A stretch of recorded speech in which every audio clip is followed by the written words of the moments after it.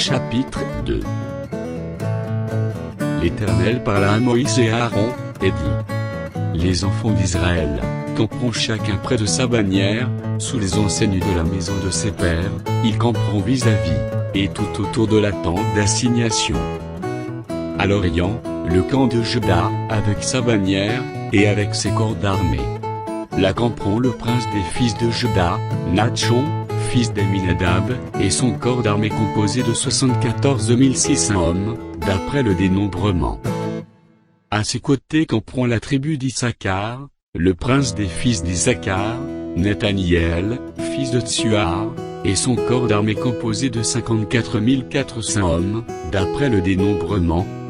Puis la tribu de Zabulon, le prince des fils de Zabulon, Eliab, fils de Hélon, et son corps d'armée composé de 57 400 hommes, d'après le dénombrement. Total pour le camp de Juda, d'après le dénombrement, 186 400 hommes, selon leur corps d'armée. Ils seront les premiers dans la marche.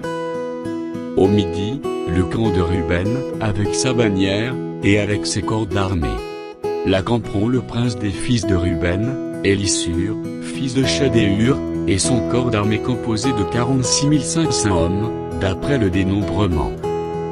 À ses côtés camperont la tribu de Siméon, le prince des fils de Siméon, Shelumiel, fils de Tsurishadaï, et son corps d'armée composé de 59 300 hommes, d'après le dénombrement.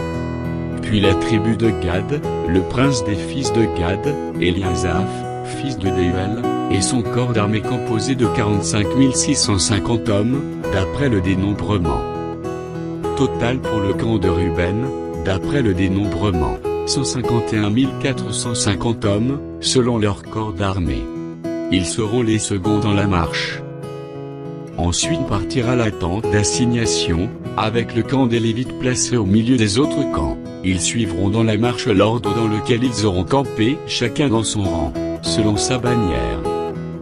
À l'Occident, le camp d'Éphraïm, avec sa bannière, et avec ses corps d'armée.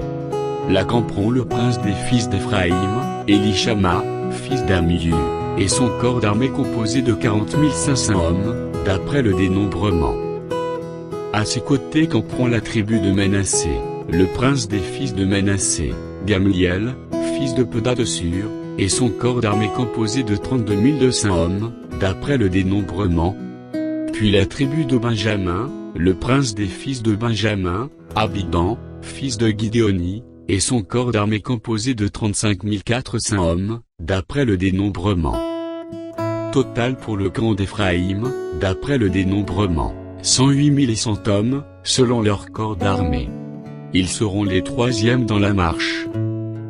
Au nord, le camp de Dan, avec sa bannière, et avec ses corps d'armée.